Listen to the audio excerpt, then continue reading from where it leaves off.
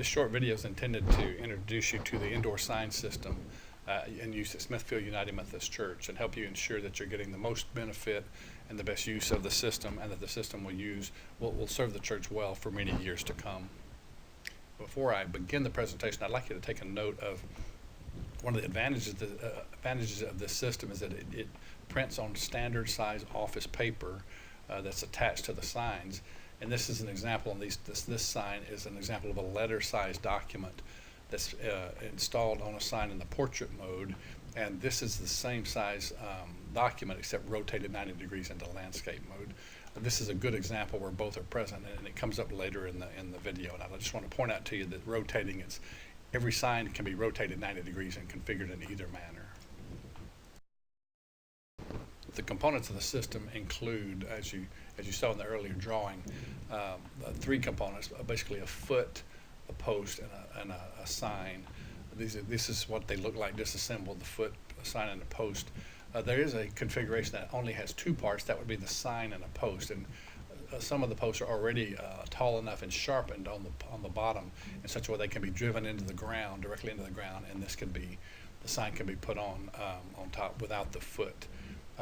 I should mention to you that this is considered an indoor sign system, but on a nice day, if it's just for part of the day, driving the post in the ground is appropriate, and if that's what you need to do, you certainly can.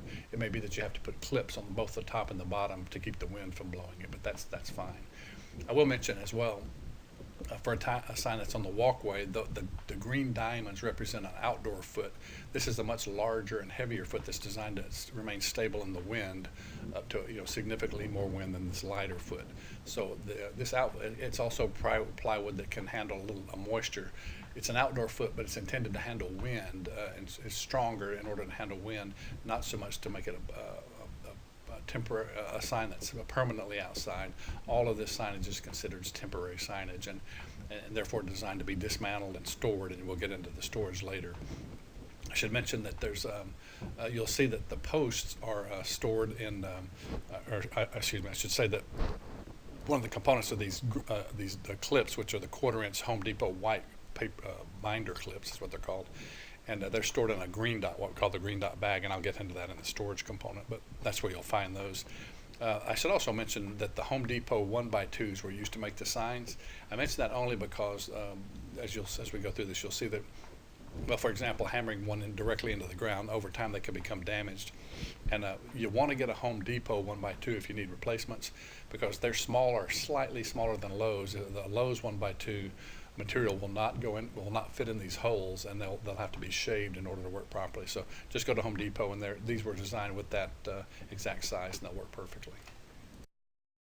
So the proper usage of the system, as I mentioned previously, you print on a letter-sized document, which is 8.5 by 11, that can be configured as is shown here in the portrait mode, or it can be rotated 90 degrees with the sign post going in this hole to be landscape.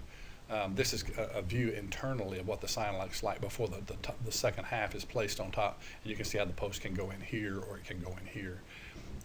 Again, it's designed for indoor use, and when I get into storage, you'll see that we disassemble them after each use.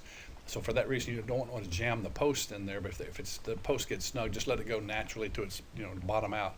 If you bang it in there, then you're going to have difficulty getting the thing disassembled. So don't jam the post in. That's not a good idea. A little hint as you're creating signs, a couple of hints actually. One is that the letter-sized document is 8.5 by 11.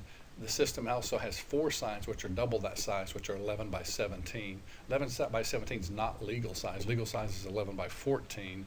This 11 by 17 is a significantly larger sign than what's exactly double the size of a 8.5 by 11.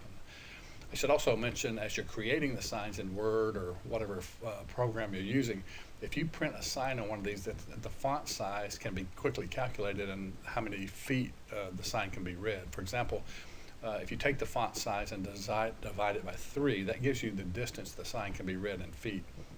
For example, a 45-point font, 45 divided by 3 is 15 feet. That's the readable distance for that font. 90-point font can be read at 30 feet, and of course the 300-point font divided by 3 can be read at 100 feet. I believe this was an example of about a 300-point font. It's a nice, really nice large font that can be read at a great distance.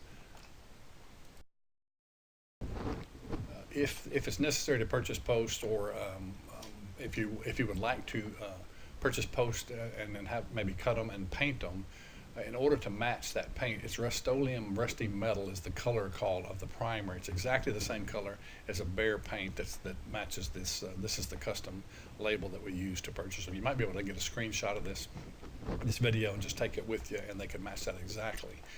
There's some of this available as of this recording in the storage room at the Family Life Center, but in time I'm sure that will be gone. Anyway, that's how you can match it. When you're printing the lettering, if you want the letter of your sign, which by the way, this particular screen of the video, this color is the same color as that paint and the signpost.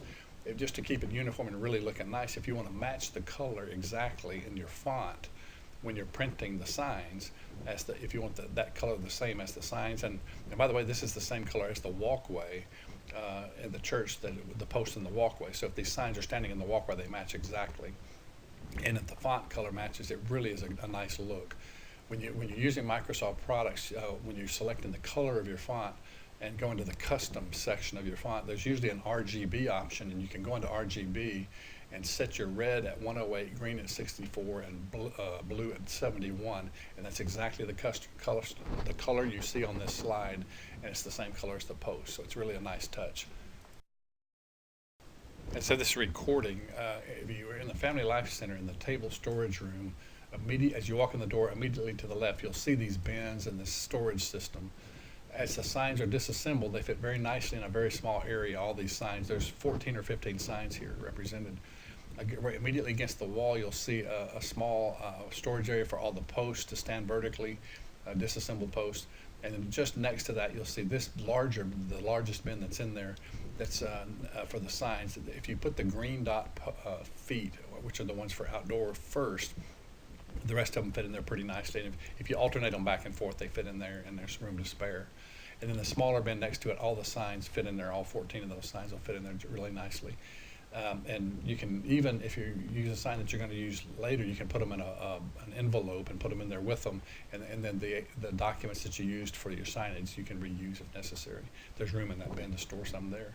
I should also mention that the green dot bag is typically just kind of tossed in one of these two bins, but in that bag you have the clips, the white clips that are used to hold the paper to the sign, and then there's 9-inch posts here instead of being stored over here.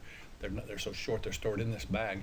This is where, if you put one of these in one of the small feet with one of the smaller signs, that's like to sit on top of a table. If someone's seated at a table and they need a nice little sign there to give people information about whatever the ministry is, that's what the small 9-inch post is for. So that's the system at Smithfield UMC for the indoor sign storage system.